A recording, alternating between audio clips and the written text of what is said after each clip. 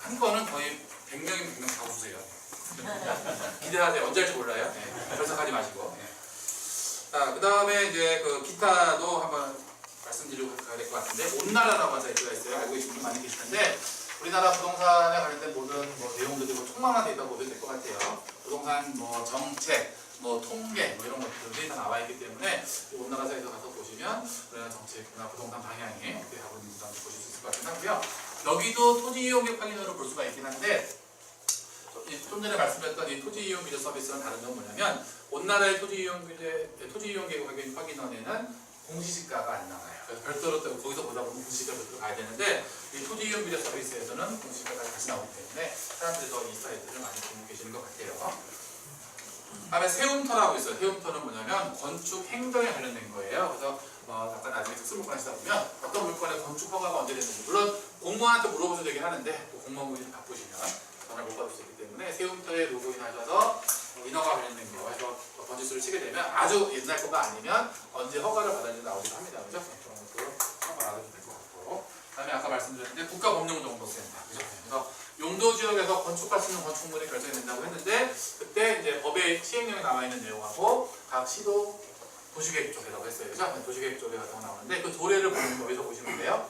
이 국가법령정보센터에 가셔서 수원시 도시계획 조례 치면은 거기 나와 있습니다. 그죠? 이렇게 보시면 될 것 같고, 나중에 또 재개발이나 이런 것들 보실 때는 또 그 분양 자격이라고 하잖아요. 그죠? 그 내가 조합원으로서 뭐 세압까지 받을 수 있냐, 그런 그 조합원 분양 자격에 관련된 것들도 주거환경 정비조례라고 있습니다. 그죠? 주거환경 정비조례도 여러분들이 나중에 이 국가법령정보센터 가시고 보시면 되기 때문에, 이건 어쨌든 그 법제청가에서 운영하고 있을 거예요. 그렇기 때문에 최신 법령이 업데이트 되어 있기 때문에 보시면 될 것 같고, 나중에 이제 배우실 여러분들 임대차 보호법이 있어요. 그죠? 주택 임대차 보호법, 상가 건물 임대차 보호법인데 법조문이 짧아요. 나중에 여러분들 공부하시고 나면 꼭 법조문 읽어보세요. 그죠? 그러면 큰 도움이 되실 거예요. 그죠? 법조문이 짧기 때문에 꼭 읽어보셔야 되는데 꼭 안 읽어보셔요. 읽어보면 되게 큰 도움이 되실 거예요. 그죠?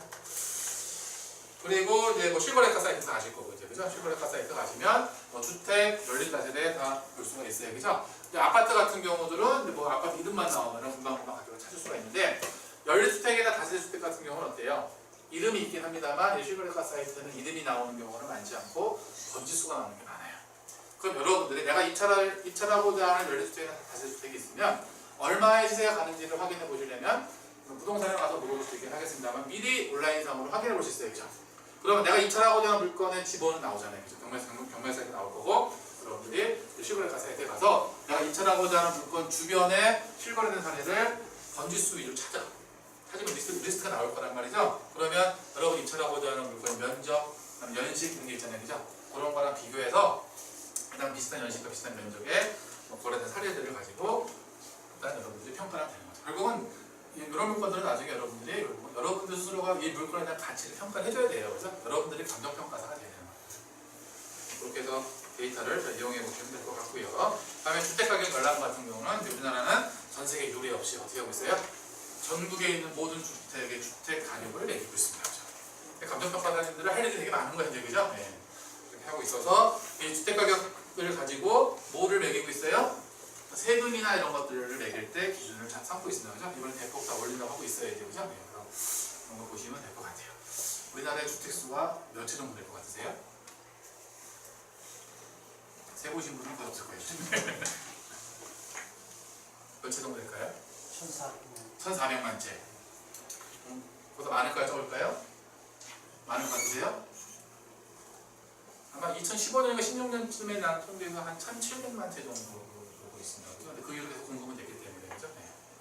뭐 주택보급률이나 이런 것들 보면 그래도 어쨌든 이렇게 합니다만, 주택 수는 계속 늘어나고 있긴 하고, 그런 것도 보시면 재밌는데, 그 중에서 아마 제가 알기로 이제 주택 공시가격, 첫 번째 말씀드렸던 주택 그 가격 열람할 수 있다고 했는데, 주택 공시가격 기준으로 1억 원 미만인 아파트 주택이 1,700만 채 정도라고 하면은 그 중에 얼마 정도 비율이 차지하겠을까요?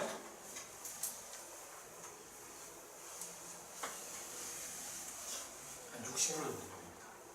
지금 약간 바뀌었으면 모르겠는데 올랐으니까.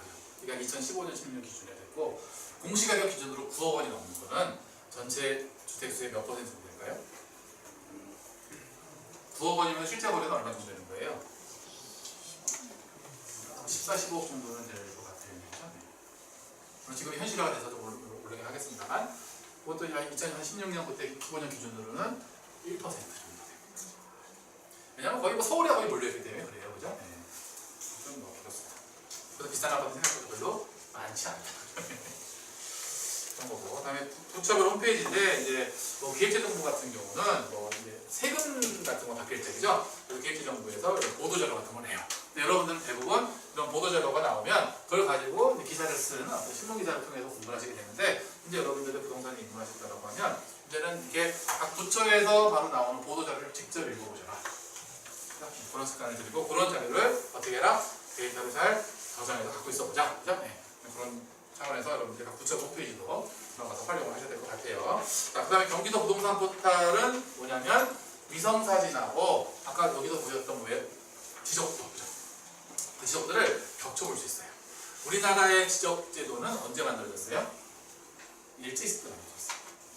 일제시대 때 와서 그때 지적기술은 발달이 별로 안 돼 있을 거잖아요. 그죠? 그냥 자대고 대충 근거해야 되죠. 그러다 보니까 어때요? 지적이 현재 경계하고 안 맞아. 우리 이걸 지적 불가이라고 합니다. 그래서 이런 것만 가지고 또 투자해 주는 분들도 있어요. 어떻게 투자하냐면 내가 낙찰을 받았는데 내 땅이 더 생길 수도 있는 거예요. 그럴 수도 있는 거고요. 그죠? 또 어떤 분은 또 어떤 것도 하냐면 일단은 고객분 중에 한 분은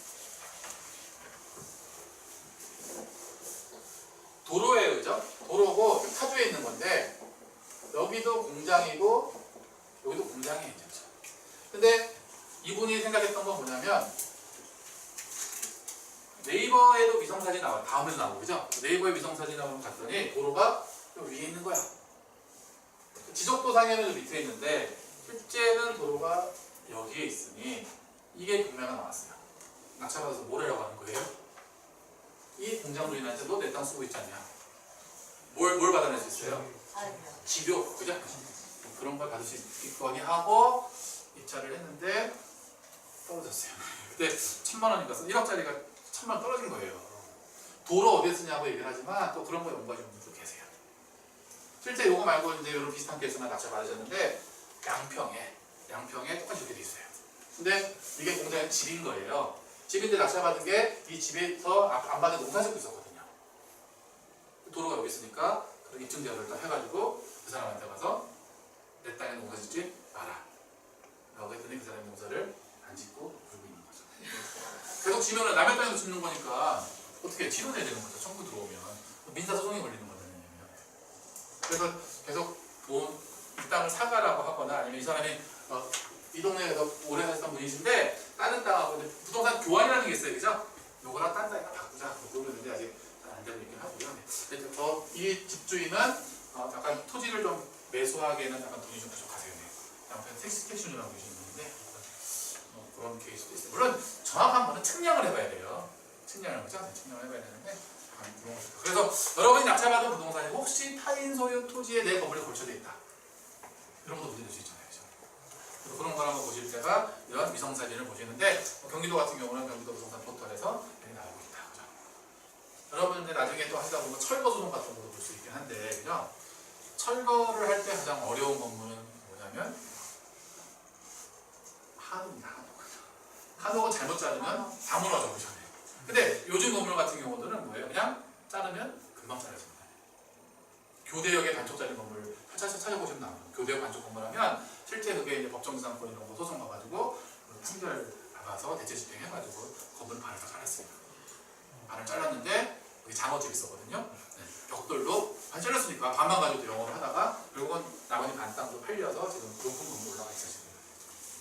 무슨 일이 아니다. 그건 되게 슬픈 일이에요.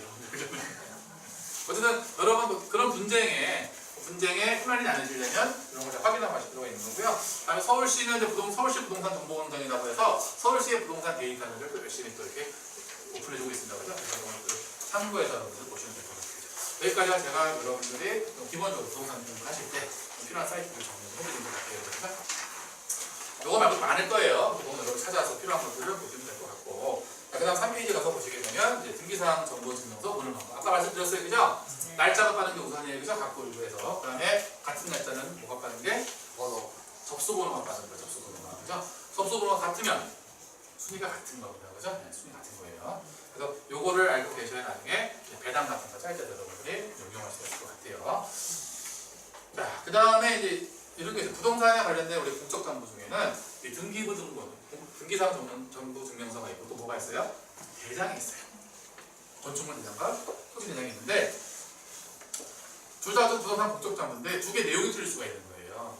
그 내용이 틀릴 때는 어떻게 되는 거냐면 면적이나 뭐 이런 것들을 틀리다라고 하면은